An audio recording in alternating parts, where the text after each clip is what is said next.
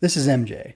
Welcome to another Ridercast 14, where I'm going to be discussing the debut episodes of Kamen Rider Wizard.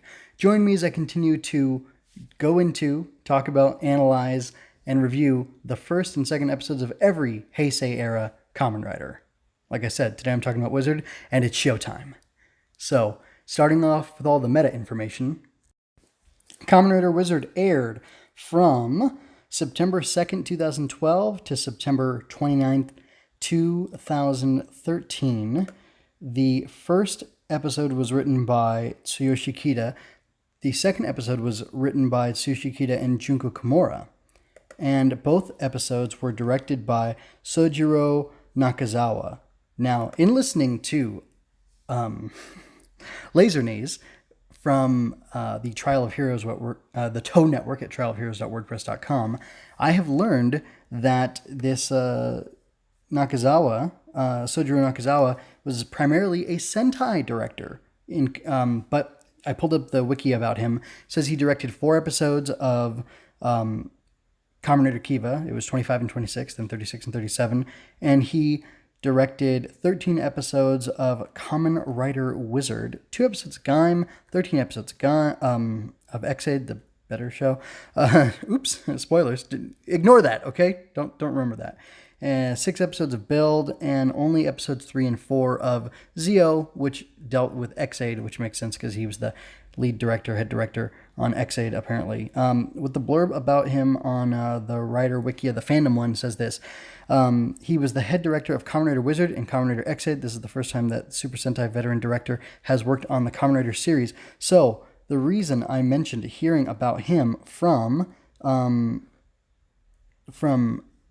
Laser Knees is because Laser Knees over on the Toe Network is all about Super Sentai. So I'm going to pause real quick and see if I can find information about him being a head director in Super Sentai and what all he has directed.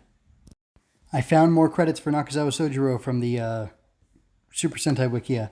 So he directed the first episode of Time Ranger and Gao Ranger, 2 episodes of Hurricaneger, 8 episodes of Aba Ranger, 10 episodes of Deca Ranger, 14 episodes of Maji Ranger, 10 episodes of Bokenger, 12 episodes of Geki Ranger, he was the main director, 6 episodes of Go-Onger, 12 episodes of Shinkenger, he was the main director there, 10 episodes of Go-Sager, weird, Go-Kaiger, he did 1, 2, 7, 8, 15, 16, 19, 20, 27, 28. So 10 episodes there. 4 episodes of Go Busters, 4, 5, 13, and 14. And Tokyuger, he did episode 1, 2, 11, 12, and 17, which is 15 episodes. And then he was the director on several Sentai movies. The Time Ranger Super Video movie, which I don't know anything about that. Gao Ranger Super Showdown, which was Gao Ranger versus Gao Silver. He did a Hurricaneger movie. Deca Ranger, Deca Red versus Deca Break. He did another Deca Ranger versus Aba Ranger. Let's see, Geki Ranger, something about Decisive Battle, Hong Kong Decisive Battle. He did, Shinkenger, the movie The Fateful War, and then Shinkenger versus Go-Onger. And he also directed Gokaiger Let's Do This Goldenly, roughly 36 round Gokai change. Did I even watch that movie? That name does not sound familiar at all. And then he directed Gokaiger versus Gavan, or Uchukeiji Gavan, the movie. That was a great movie, man. Anyway, so that's super interesting and a little detour from what we usually talk about, but I thought that was pretty interesting. So there you go. The theme song from the show is Life is Showtime, and the lyrics were written by Shuko Fujibayashi. The composer was Tatsuo of Everest. Everest had worked on Kamen Rider Forze. The arranger was also Tatsuo of Everest. I believe that's for the TV show version. And the singer, it says, Sho Kiryun from Golden Bomber. So there you go. That's the music of Kamen Rider Wizard. And I already talked about that and that. And let's see, anything else? Oh, the suit actors. Seiji Takawa played Kamen Rider Wizard. And I want to see... Oh, there's a there was another suit actor, an extreme martial artist who goes by Hideki Sugiguchi. And I believe that the extreme martial artist was brought on for Kamen Rider Wizard because you can see in the first and second episodes all the amazing wire work that's being done. And I believe he did that, and maybe even like the flips that led into the rider kick. But I want to share, before I get into more details about Hideki Sugiguchi, that there was the two main phantoms that we saw, Medusa and Phoenix. The suit actor or actress for Medusa was Toshihiro Ogura. And I don't really care if it's a man or a woman. I just kind of want to be accurate in reporting. So I pulled up the listing for them, and I'm going to go ahead and look over at it. And it turns out that Medusa's suit actor is, in fact, a man. And he has done roles in Sentai and Kamen Rider.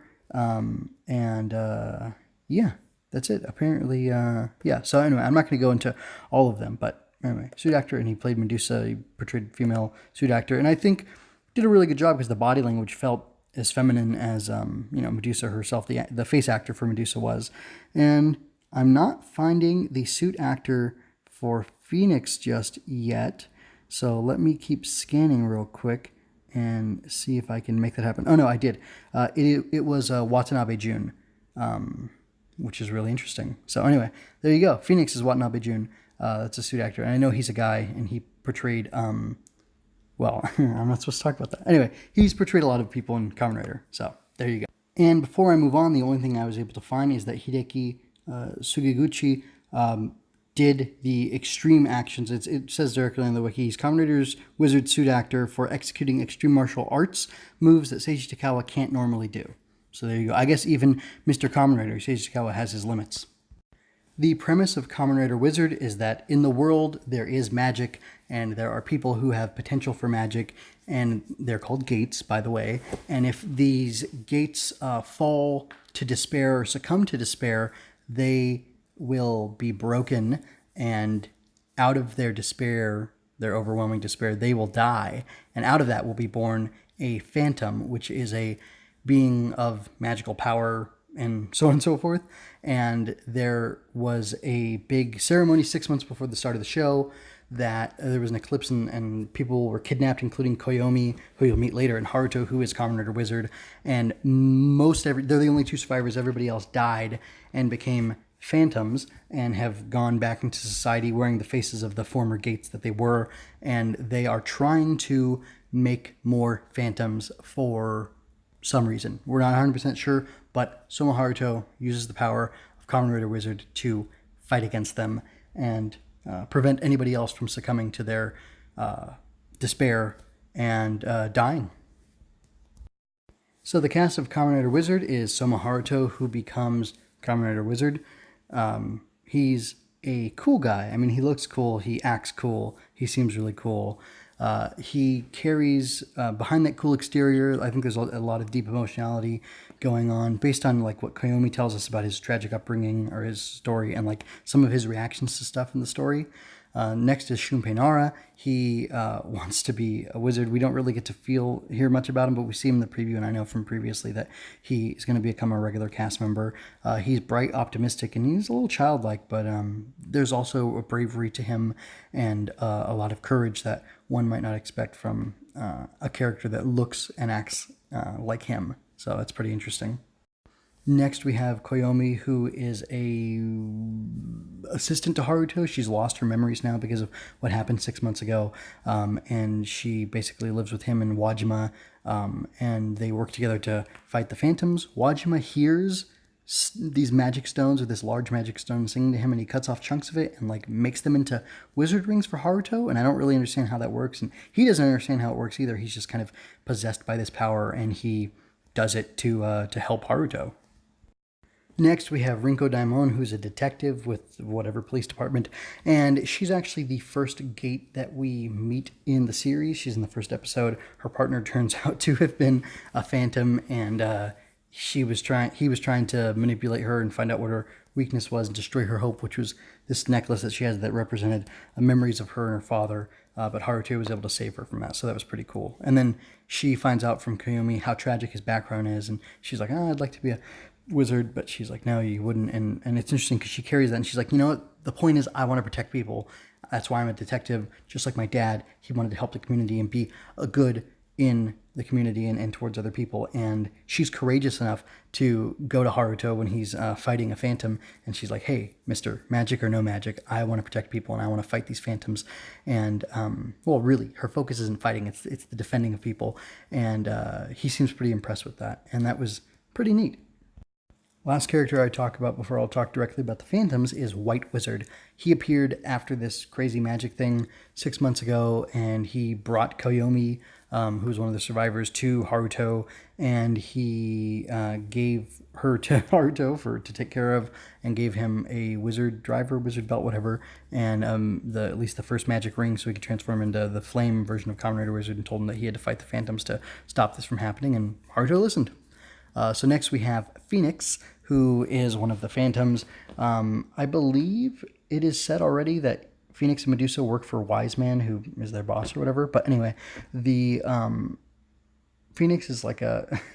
I didn't get a very good impression of him. He seems kind of like a bro, very aggressive. He's all excited about their evil plans. Medusa, and he's like more affable. Medusa's kind of cold and calculating, and she seems kind of steely and serious and down to earth. If he's like rambunctious or outgoing, she's more quiet and subdued, but she's very serious about getting more gates to break and have more phantoms be born, and she tasks some phantoms with doing that. So that's kind of their role. They're, generals in the show. So next I'd like to talk about design. I'm going to start with the Phantoms and all their stuff, and then kind of transition over to Wizard, especially because his stuff is rooted in their stuff. So first of all, we've got the Mooks, which I don't remember the name of at the moment, but they're all like stony looking, and they have like these beautiful gold veins running through them and like gold horns. Anyway, very cool Mooks. Very fun to see them. Next we've got... So I already said Medusa and Phantom. I think the guy who attacks Rinko is a Minotaur Phantom. I believe the thing is that they're all based off of like mythological creatures, not Greek mythology necessarily, just mythological creatures. So that's kind of interesting. And then the first Phantom to attack Haruto and Koyomi, I think it's a Cyclops. It's got one eye and he's got these weird spikes on him and stuff. So it's a little hard to tell. And then in the second episode, Medusa 6 Hellhound on Shunpei, and he's got a really cool design, lots of flamey stuff, and I'll talk about him more later. And then, interesting, Haruto's Phantom had wings that were coming out of it, so I believe it's a dragon, which is why he's got all these weird dragon powers and his dragon robot thing that he rides. But another thing is he has these familiars, which are creatures that come out of like Gunpla stuff, where you like break off the tabs and put the model kits together, which is kind of a fun thing because I think it's exactly how they sold the toys. And he summons them by scanning the rings, and then he puts the rings in their faces and then animates them, fills them with magic energy, and then they can do whatever they're tasked to do, and that lasts for a certain amount of time. And I'm going to talk about the magic system in the show as it is set forth currently, but I'll do that in a minute. So he has a unicorn, a kraken, and a Garuda, I believe, which is like a mythical bird. And it's crazy. The Koyomi sends the unicorn over to him, and it digs through somehow with the horn on its head. And then he shrinks himself small with his small magic ring and rides it out of the prison cell by jumping through the food flap. So he's kind of like, he has like a very Ant-Man moment there. And it was a lot of funny. It played for great comedy, and it was a really great use of these helper robot toy things that they have. And he's got like a belt buckle with a hand on it, which is the same hand that's on his bigger like actual driver, and it transforms he can make spells when he's in civilian form, basically by touching his hand to that with the ring, and then he turns into Kamen Rider Wizard, and you can see his design. It's very gem-like. His head looks like it has a ring on it. His shoulders kind of have a ring motif as well. His sword gun thing has a hand on it for some reason, and it transforms from sword to gun mode kind of by magic, and it seems cool. I like the way that works, and his suit has a really great style. It's mostly black. It's got a long trench coat. It's all leathery, and then there's like these jeweled armor sections of it that look really good, I think. And it's like a really slick suit, and it has a lot of like the way the skirts flow and stuff. It all seems very fun. It seems very much like a magician or even a wizard. You could say like a modern take on it, and I think it's a lot of fun. Oh, also, the first episode has 3 form changes. He goes from red to yellow, which red is fire, so it's all elemental based, and even like the shapes on his armor change. the ground is yellow and it's square, rectangular, very sharp edges, and then the red is more beveled and rounded. And he even has, so he's got all these crazy spell rings that do stuff. Like one of them, when he's in ground form, raises up these columns of earth, and he ends up having the Minotaur like crash into one, and then he uses that opportunity to kick it, which is pretty cool. And he points down for ground, left for fire, and then he reaches upwards towards the sky to activate his wind power, which I think it's just called wind form or whatever. So there's fire, land, wind, and then water would be next.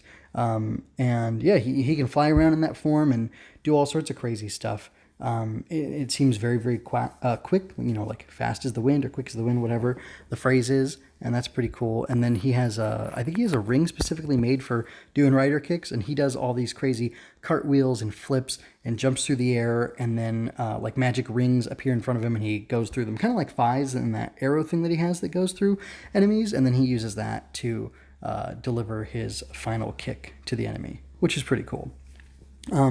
And then in the first episode, of course, he turns around like a Super Sentai or a Kamen Rider, like Black RX or something, and the enemy explodes behind him. But it's cool because his spellbinding circle or his magic circle appears on them before they do, which I really like the idea of. It's very fun.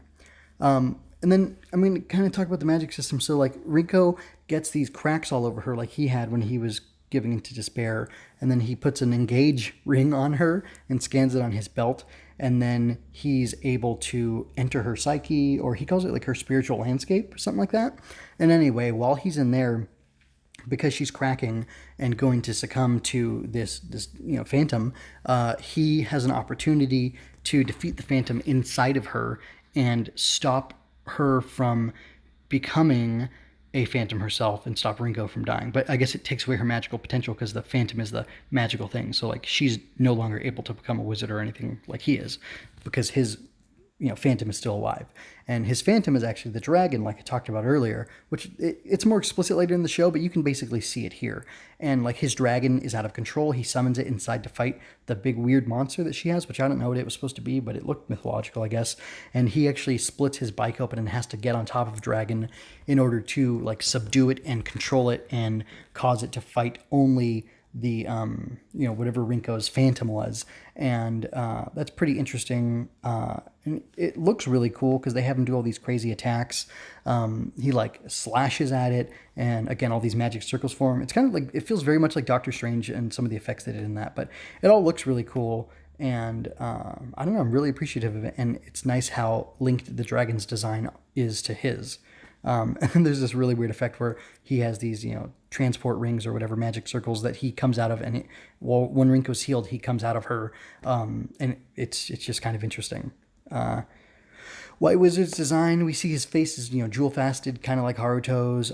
He's got the long flowy stuff, but his looks more like fabric than like pleather, but he's got a similar like shoulder pieces and like shoulder armor, a chest plate kind of thing going on. He's all white and gold. Very interesting looking. They look like they're the same source, and they have very similar looking belts. And I just really like the design sense. Haruto in the first episode beats, or maybe it's the second, beats a bunch of the ghouls. That's what they're called. And these magic circles appear on them before they explode. And that was a lot of fun. His bike looks really cool. It's kind of it mirrors his face like a lot of the Kamen Rider bikes do. Or at least these Hesei-era ones do. And I guess edging away from design, it's time for me to talk about my overall thoughts on Kamen Rider Wizard. At least the first two episodes. The first two episodes, I liked them a lot. The thing, I was actually watching with my family, and I paused my wife from what she was doing. I said, look, you got to look at this for like 35 seconds. Just look how cool it is. Look at the wire work. Look at the effects. And my kids were trying to figure out, or my eldest anyway was trying to figure out with me, like, how do they do these effects? And just, it's a really good looking show. They are pushing at this point it's kind of like people talk about on YouTube. There's like this treadmill effect where you just have to keep increasing your speed, or the speed at which you output things, or whatever, right? The technology has advanced to a point where every year they do Kamen Rider, they're able to do a little bit more. And they want to do, I think, from a marketing perspective, it makes sense. They want to do things a little bit different each year to make there be variety and to make it exciting. But they also kind of want to one-up last year in a certain way. And the cool thing is all the Kamen Riders get to be friends and have these team-ups and whatever. So it's not really a competition. It's just like they're competing with themselves, Toei and Bandai is, to make more fun toys that people will want to continue to buy, even though they already have a bunch of other Kamen Rider toys. And the story writers, want to tell compelling stories and, write exciting scenarios that will keep people coming back, despite the fact that they're watching Super Sentai as well, maybe anime, and, that they've already seen other Kamen Rider. It doesn't mean that things don't get retread, but, like, they always present things in a slightly different way. And I think that's not a bad way to do things. And while there are some samey things, this feels so fresh and it feels so new, and there's a lot positive about it. And the heart was there in Forze, but I almost feel like the heart is even more in the foreground this time, because you get to see this tragic thing that happened to Haruto and Koyomi. You get to see how sad Rinko is. Even Shunpei has a kind of a sad backstory to him, and he's a very sympathetic character. And I think in Wizard they did a really good job of doing that, at least in these first couple episodes, making me feel for everybody, even though it's like crazy stuff going on. It's all human, and there's all base level stuff that everybody's reacting to, and that's engaging, no pun intended, and endearing, and I really like it. And then on top of that, the spectacle is just amazing. There's a scene at the end where he's shooting fireballs at Hellhound while he's jumping on his bike in the air, and it looks like a video game. It looks amazing. It looks like something fun, like a really fun combat mechanic you would have in a really awesome video game. And it's really cool. So yeah, Kamen Rider Wizard is super cool, and I really like it. This is it's a great debut, and it's very exciting, and I don't really know what more I have to say about it. One more thing before I go. His belt says please, sleep please, connect please, because please is the magic word. Yes! Can you guys believe that? Isn't that hilarious? I personally really get a kick out of that, so that's a lot of fun. Anyway, I really like that. So, anyway, that's enough from me about Kamen Rider Wizard. What are your thoughts on Kamen Rider Wizard? You can go ahead and go into spoilers. Did you like it as a whole? Where did it fall down for you? What was so great about it the entire time you were watching it? What did you think of the debut?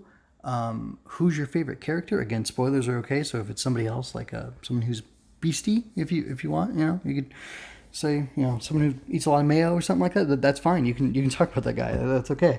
Sorry, I'm being stupid. But anyway, I'd love to know. And then let me see what else. I guess, did they go where you expected with the magic? Oh, and then also, there's a secret in the middle of the show, kind of. Who guessed that right away? Come on, I want to know the truth, because I don't think I did. I knew some people who did, who put it together very quickly, and I thought, I've got kind of a sense around it, but it never ended up happening. Oh, and if somebody shares what they thought about the twist, I didn't talk about Kizaki this episode because I was waiting for things to happen with him later on, and I didn't want to be spoilery about that. So, if I were to talk about the show as a whole later, I would definitely talk about Kizaki, who was the NSA Section 0 guy, but he felt very much to me like a guy from an early Hesei Rider show, and so I had certain expectations of him, and I was very interested with how he was handled, or I found it very interesting how he was handled. So anyway, if you're just listening to the audio version of this, that's great. Let me know where you found me. Did you find me through Google Play or iTunes, or just the regular old RSS, or stumbling across the feed? I'd really love to know, because I just put the show on iTunes to increase my reach, and it seems to be working. But I'm always looking to do better and to grow and to expand. So drop me a line and give me any comments on my performance, on how I'm doing and what you're liking about the show, and give me ideas how to be better. And I'd love to do that. And if you didn't know, if you're listening to the audio only version, you should go to my blog, mjmunoz.com, look up Another Ridercast, or type in ARC, and you'll be able to find the show notes for this page and all the other episodes of it. And there's images there. And if you don't just want images, you can also find the show on YouTube. Also on that page is an embedded video of this, so you can see all the images go by as I'm talking about them and talking over them, and you can see exactly what I'm talking about when I'm talking about it. And anyway, if you're on YouTube, go ahead and please answer those questions for me. Who's your favorite character? What do you think of Wizard? The debut, the show overall, those sorts of things, because engagement is key. And if you want to help me grow, you can like, comment, and share the video. And if you've done that already and you want to help yourself continue to get more of my stuff, go ahead and subscribe and ring that bell so that you can get a notification every time it comes out. And that's all I have to say. Anyway, please do all that for me, guys. Help me out. And anyway, thank you so much for spending some time with me and checking this out. Oh, and if you want to learn about how to subscribe to the audio-only versions, look in the link in the description. There should be a link to the website, my website, mjmunoz.com, where you can find all that information so you can subscribe wherever you like to subscribe. But if you want to continue with the video version on YouTube, that'd be great. And, please do those things I asked you to help me grow, because engagement is key, again, like I said before. And that's all I have to say. Thank you so much for spending your time with me. And until next time, be well.